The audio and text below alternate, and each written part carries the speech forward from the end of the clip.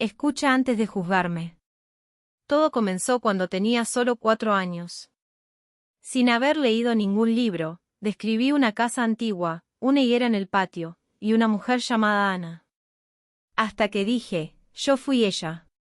Hay heridas que no provienen de esta vida, que se manifiestan como una punzada sorda en el centro del pecho, un eco emocional que la razón, por más que se esfuerce, no puede ni quiere explicar.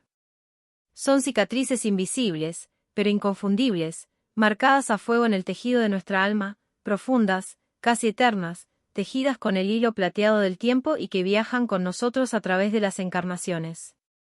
Se camuflan en el miedo irracional a la pérdida, en la ansiedad sin causa aparente que nos despierta a medianoche, o en una melancolía persistente que no tiene nombre ni origen lógico en nuestra biografía actual.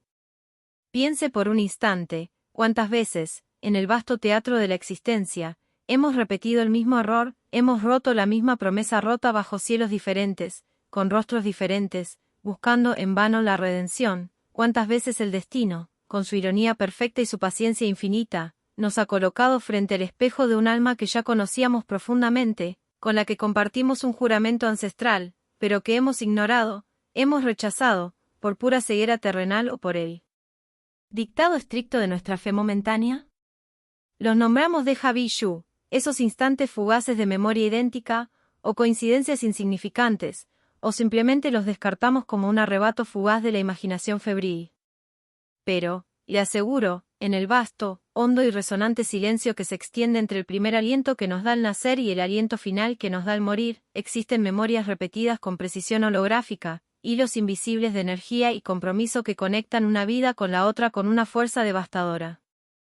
Son señales que nuestro yo espiritual grita desesperadamente, pero que el yo físico se niega, con tosudez, a escuchar.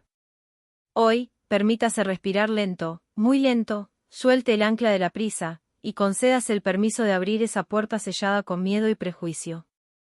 Le contaré la historia íntima de una madre y un hijo cuya conexión trascendió la vida, la doctrina y la lógica terrenal, y como el pasado, ese implacable y paciente juez, se negó rotundamente a morir en un simple instante de mirada vacía.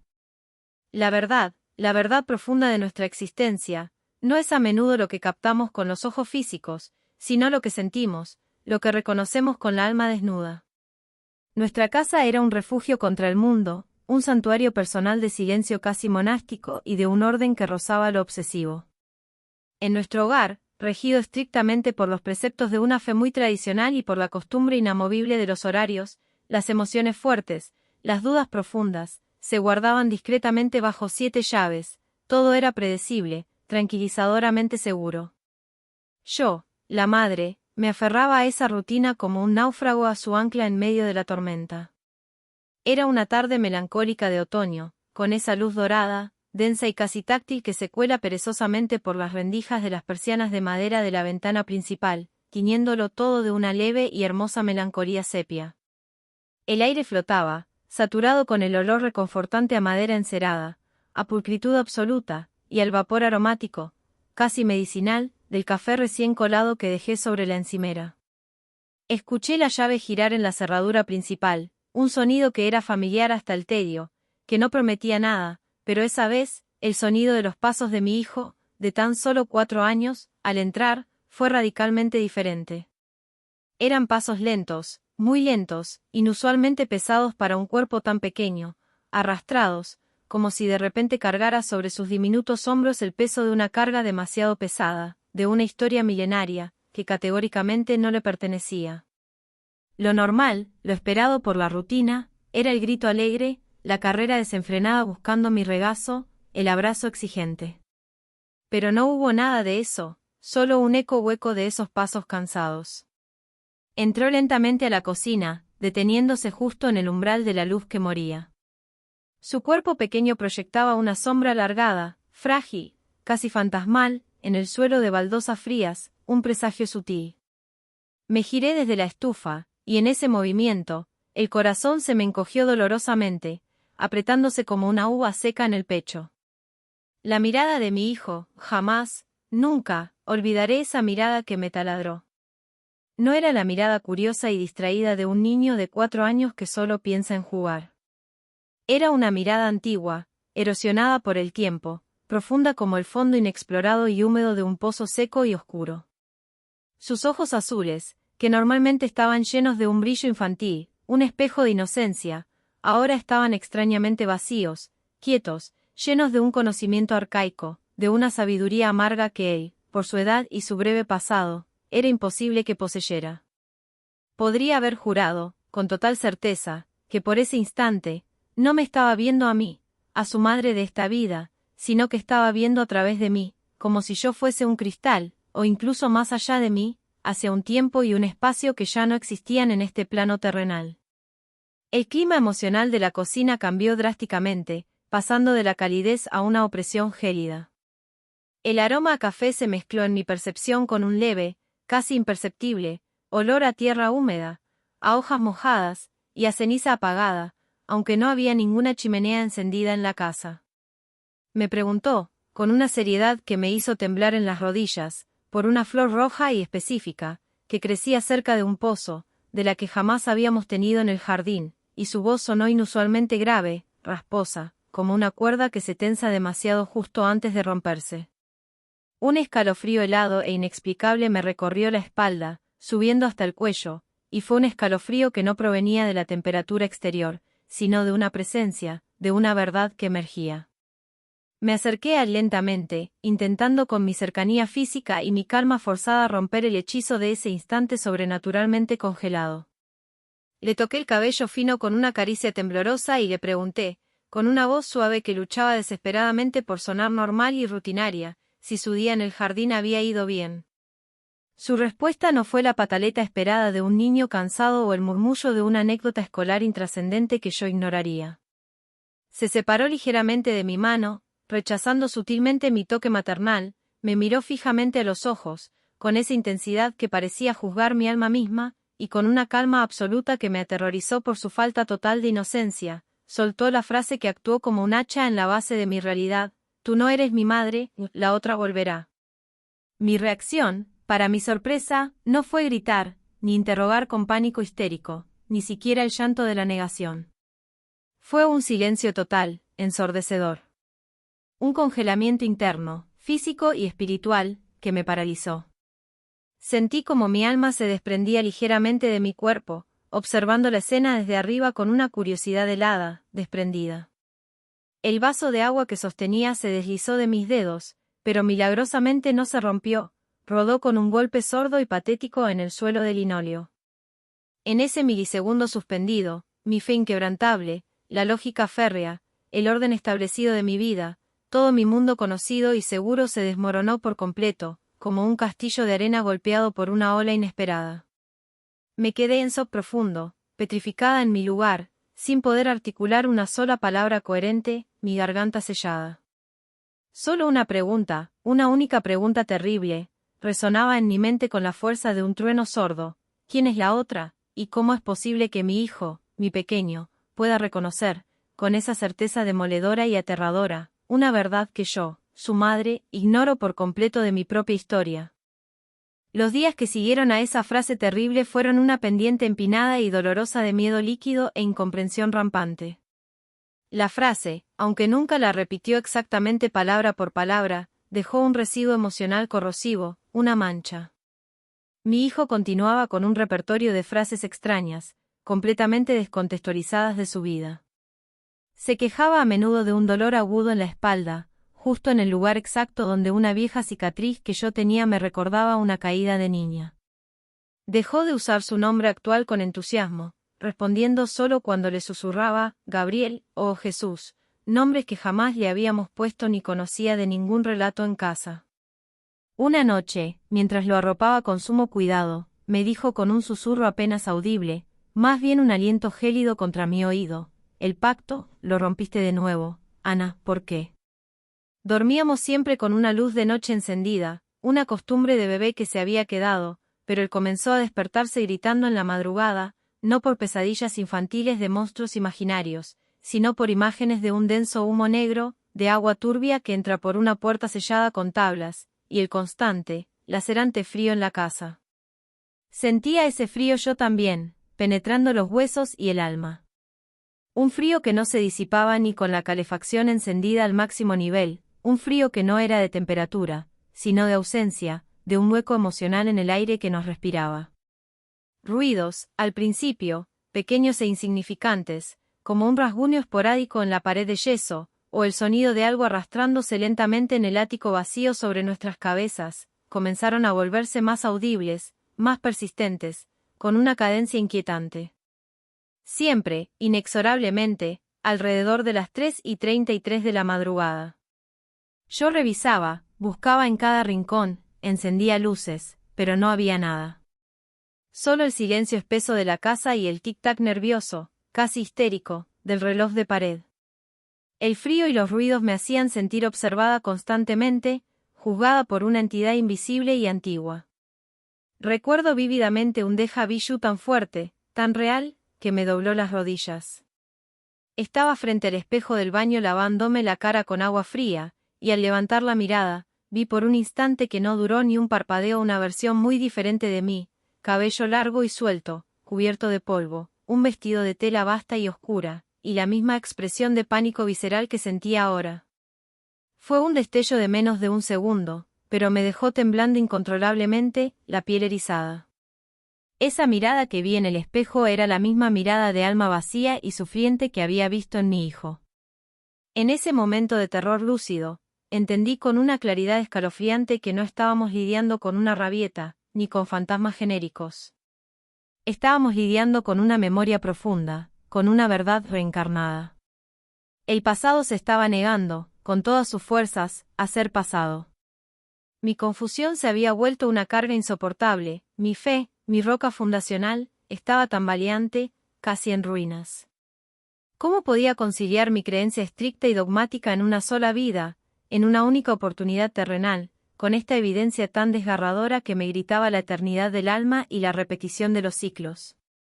El silencio se había convertido en mi peor enemigo, un amplificador sádico del miedo, así que decidí romperlo, impulsada por una desesperación tranquila, hablando con una mujer que vivía al final de la calle. La señora Elara. Una anciana misteriosa que siempre llevaba un chal de lana oscura, inalterable, incluso en pleno verano, y que me parecía sacada de otro siglo. Era conocida en el barrio por su mirada penetrante, que parecía leer el aura de la gente, y por hablar poco, pero cuando lo hacía, sus palabras se quedaban grabadas en el tuétano. Ella no era de nuestra congregación, por lo que nunca habíamos interactuado realmente, pero algo en mi interior, una brújula espiritual, me empujó irresistiblemente hacia su puerta, como si una fuerza superior hubiera dispuesto con antelación este encuentro crucial.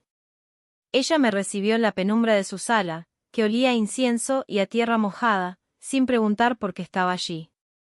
Solo me miró con esos ojos viejos y sabios, que parecían haber visto el mundo girar miles de veces, el ciclo completo de la vida y la muerte. Me ofreció un té amargo, con sabor a hierbas desconocidas, que calentó mis manos, y se sentó frente a mí en un sillón desgastado y confortable. Su silencio no era incómodo, sino expectante, lleno de conocimiento inminente. Sin que yo pronunciara una sola palabra sobre mi hijo, la frase o el frío en la casa, ella comenzó a hablar en voz baja. Dijo que ya había visto este ciclo antes, con una expresión de cansancio ancestral, pero de compasión. Que no era la primera vez que la gente de este pueblo se encontraba con sus propias sombras y contratos pendientes. Susurró sobre hilos de alma irrompibles que se niegan a soltarse y contratos rotos, olvidados en vidas anteriores. Me explicó, con una claridad meridiana y poética, que hay almas que están atadas con lazos de urgencia y amor tan fuertes, tan esenciales, que cuando una muere de forma traumática o injusta, la otra la busca incansablemente en la siguiente vida, siguiendo la vibración de su dolor y su arrepentimiento. Como dos mitades gemelas que intentan unirse de nuevo. Tú y el niño, dijo, con la mirada fija en el fuego lento de la chimenea de piedra, no son madre e hijo en la forma en que lo dicta la carne y el registro civil. Son dos almas del mismo hilo, del mismo linaje kármico, que han venido a este tiempo a saldar una deuda pendiente, a reconocer el error ancestral. Me habló largamente de la necesidad de reconocer el patrón para poder romperlo, de mirar el miedo sin parpadear, de aceptar la culpa para poder liberarla. de que el miedo atroz que yo sentía ahora no era mío, sino un eco amplificado del miedo de alguien más, de una vida anterior. Me dio un pequeño trozo de tela vieja, tejida a mano, bordada con un símbolo extraño, que se parecía al anillo que encontré, y me dijo que lo pusiera, sin falta, bajo la almohada de mi hijo, que era una llave, un portal de recuerdo y de protección. Que lo que necesitábamos no era un exorcismo, sino una regresión espiritual consciente. La verdad estaba dormida, profundamente dormida, dentro de mi propio alma, no en la mente del niño. Su sabiduría, simple, poética y demoledora, me dio el valor necesario para enfrentar lo inevitable. Mi hijo era el mensajero ineludible de mi propio pasado. Esa noche, al dormir, la tela bajo mi almohada actuó como un potente portal, una puerta dimensional, arrastrándome a un lugar que mi yo consciente nunca había visto. No fue un sueño borroso e inconexo, fue una inmersión sensorial completa, una regresión vívida. El frío en la casa de la que mi hijo se quejaba se convirtió en el frío real, crudo, de la intemperie invernal. Estaba en una aldea rural, en la orilla de un bosque denso, quizás en los 1800 o incluso antes, a juzgar por la vestimenta tosca y la arquitectura rudimentaria de madera y barro. El aire olía intensamente a heno húmedo, a humo de leña, a pobreza, a miedo. El sonido que dominaba la escena era el crepitar nervioso del fuego en las casas y el murmullo bajo y constante de la gente, un murmullo de terror. De pronto, la mirada. Me vi a mí misma, pero no como mi yo actual, sino como Ana, la mujer de la higuera. Llevaba un vestido de lana gruesa, gris y gastado, que olía a humedad y a esfuerzo, y mis manos eran rudas, marcadas por el trabajo duro de la tierra. El color de la escena era opaco, como una fotografía antigua en sepia, pero los sentimientos eran vívidos, casi dolorosos en su intensidad, el amor, la pureza incondicional y la desesperación que irradiaba una figura masculina a mi lado, un hombre joven, de mirada intensa, con el mismo tipo de ojos azules, profundos y suplicantes, que mi hijo posee en esta vida. Entendí, en ese instante de lucidez espiritual que traspasa los siglos, que él era mi amado, mi compañero eterno, el hilo gemelo que me buscaba a través del tiempo. Su nombre era, en efecto, Gabriel. Estábamos unidos, atados por una promesa rota entre vidas que resonaba en el éter. Nos encontramos en una época de miedo palpable, de inestabilidad, de caza. Una persecución, religiosa o política, acechaba la aldea. Recuerdo la escena con un dolor físico, muscular, la urgencia desesperada de huir, la necesidad vital de ocultar algo precioso, una verdad o un objeto. Él me había entregado una pequeña caja de madera oscura, sellada con cera, y me había hecho jurar por mi alma, por mi salvación, que volvería por él, que lo salvaría, que mantendría a salvo la verdad que se escondía en la caja, un secreto vital. En el fragor de la huida caótica, en el caos de los pasos que se alejaban, el miedo me poseyó por completo. Un miedo atroz, primitivo, la animalidad del terror, que me hizo tomar una decisión egoísta y fatal. Lo dejé. Corrí sola, abandonando la caja y a él, presa del pánico, abandonándolo cobardemente a su suerte en la oscuridad del bosque. Él me gritó por última vez, con la voz desgarrada por la traición, que no lo dejara otra vez, que la promesa era sagrada y eterna. El sonido seco de un disparo en la noche, seguido de un silencio espantoso que se tragó el grito, me confirmó mi traición. Desperté en mi cama, con un jadeo que me quemó la garganta, con lágrimas silenciosas rodando por las sienes y el sabor metálico del arrepentimiento y la ceniza en la boca. El frío en la casa era insoportable, pero ahora sabía que no venía de fuera, sino de mi propia culpa, de mi alma rota. En mi mano, apretando la colcha, sentí el peso de la culpa, el verdadero peso que había viajado conmigo durante siglos. La verdad era devastadora, y me quemaba la piel. Yo fui Ana, y yo abandoné al alma de mi amado Gabriel, el alma que ahora había reencarnado como mi hijo, buscando desesperadamente que yo lo reconociera y reparara la vieja herida de la traición. Volví a la realidad con el corazón martilleándome en las costillas, con la cabeza pesada de memorias ajenas. La casa estaba inundada por la luz gris y suave del amanecer, la luz de un nuevo día que ya no era el mismo. Mi hijo seguía durmiendo tranquilamente en su cama, con la luz tenue de la noche iluminando sus facciones nuevamente inocentes. Por un momento, el episodio entero, el flashback, pareció un delirio febril. Parecía que el niño había olvidado por completo todo lo que había dicho, volviendo a su papel. Hablaba de dinosaurios feroces y de cuentos de hadas, con esa despreocupación infantil que me era tan familiar y reconfortante. Pero yo, la madre, ahora, comenzaba a recordar mucho más. Los déjà vu eran constantes, una cascada sutil pero persistente. Pequeños detalles del día, el sonido de un pájaro carpintero en el patio, el olor a pan en la panadería, me traían ráfagas de la vida de Ana. El olor a tierra mojada me traía el recuerdo de mis pasos descalzos corriendo por el campo. Un tono de voz de mi esposo, que de pronto me recordó el timbre usado por Gabriel en el flashback, me hacía estremecer. Y entonces, como confirmación final, apareció el objeto antiguo.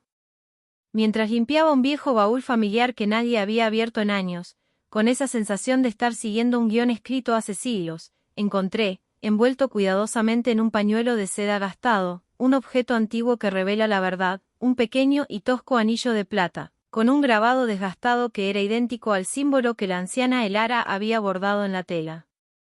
Junto al anillo, había una pequeña fotografía en sepia, descolorida, de Gabriel en su vida anterior, y lo más escalofriante de todo, una carta amarillenta. La carta estaba escrita en un dialecto que no pude reconocer, pero en una esquina, había una frase escrita en mi propio puño y letra de hoy, aunque sabía que la había escrito hace vidas, la promesa rota entre vidas me condena al silencio y a la búsqueda. Entendí que la verdad no estaba solo en la mirada de mi hijo, estaba en las capas y los secretos de mi propio pasado olvidado, un pasado que me había estado acechando. La tensión se había vuelto un nudo gordiano, apretado y doloroso, en la garganta emocional de la casa. Ya no era miedo a lo desconocido, era una expectativa silenciosa, una urgencia ineludible por la confrontación y la sanación. Esa tarde, mi hijo estaba jugando tranquilamente con bloques de madera en la sala alfombrada, absorto en su tarea. Me acerqué a él lentamente, sosteniendo el anillo de plata en la palma de mi mano. Me arrodillé a su lado en la alfombra, el corazón latiéndome en los oídos. La luz, de nuevo, era esa luz dorada y densa del atardecer que envolvía el ambiente. No le dije nada, pues sabía que las palabras eran superfluas en ese momento, solo abrí lentamente mi palma y le mostré el objeto antiguo, el anillo. Él lo miró, no con la simple curiosidad infantil, sino con una profunda, pesada y dolorosa mirada de alma reconociendo su origen. Y fue en ese instante de contacto visual que el niño se rompió por completo. Mi hijo, el de 4 años de esta vida, no el hombre Gabriel de la vida pasada, rompió en un llanto silencioso, un llanto de niño que no entendía la fuente de un dolor tan inmenso que sentía.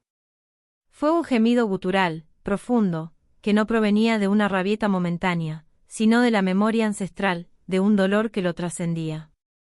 Se abalanzó sobre mí con una urgencia terrible, me abrazó con una fuerza que no poseía, y con la cabeza hundida en mi hombro, con esa voz que aún sonaba rasposa y añeja por el dolor contenido, dijo las palabras que buscaban, por fin, cerrar el ciclo y liberar su alma. No me dejes otra vez. No hubo gritos, solo el toque dramático y sutil de un dolor ancestral que se disolvía con cada lágrima. Fue un lamento puro de abandono, la verdad del miedo grabado en el alma de mi amado Gabriel. Yo no era solo la madre que él temía perder, yo era Ana, la que ya lo había abandonado. Lo abracé fuerte, muy fuerte, sintiendo el pequeño cuerpo temblar entre mis brazos como una hoja en el viento. En ese abrazo, sagrado y redentor, no había una madre consolando a un hijo, había 2 almas encontrándose al fin, en el punto exacto de su dolor compartido, un reencuentro predestinado. En ese instante, la verdad se cristalizó por completo, liberando la presión y, sí, el frío en la casa de años. Yo, la madre, la mujer de fe en una sola vida, me vi obligada a reconocer mi propia verdad eterna, la inmensidad y la continuidad de mi alma. Yo fui Ana. Y el niño que yo había traído al mundo no era simplemente mi hijo, una casualidad biológica, era Gabriel, mi compañero de la vida pasada, el hombre al que había fallado en la promesa más crucial, cuya promesa rota entre vidas había marcado un patrón doloroso de abandono y búsqueda incesante. La reencarnación no era una teoría lejana o un dogma exótico, era una realidad palpable, que se manifestaba en el llanto y en la mirada de mi pequeño. El ciclo de abandono se había repetido, no a través de un acto físico esta vez, sino a través de un miedo emocional transmitido. Mi ansiedad por el control, mi tendencia a alejar a quienes amaba por miedo a ser herida, no eran más que los ecos del miedo de Ana a ser perseguida y capturada. El niño había venido a mí, no para castigarme con el pasado, sino para obligarme a ver y a sanar el patrón que yo llevaba dentro. Su mirada vacía inicial no era vacío, era la súplica desesperada del alma de Gabriel pidiéndome que lo reconociera para poder descansar. El silencio que siguió al llanto no fue de miedo, sino de una paz profunda, casi sagrada, una rendición total. Habíamos cruzado el umbral, habíamos validado la memoria y aceptado la sombra. Habíamos mirado el pasado a los ojos sin huir y habíamos aceptado la verdad compleja que nos unía por los siglos. Esta historia es, ante todo, un mensaje de sanación profunda y esencial.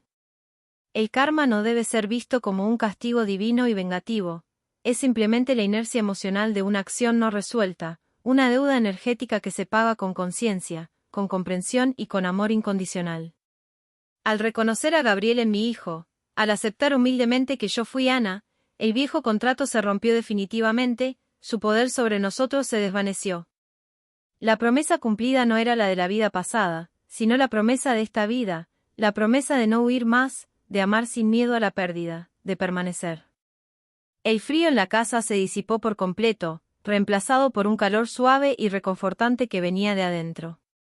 Ya no éramos solo madre e hijo, éramos dos almas que habían encontrado su camino de vuelta a casa, dos mitades del mismo hilo, que al fin se abrazaban, liberadas de su doloroso pasado.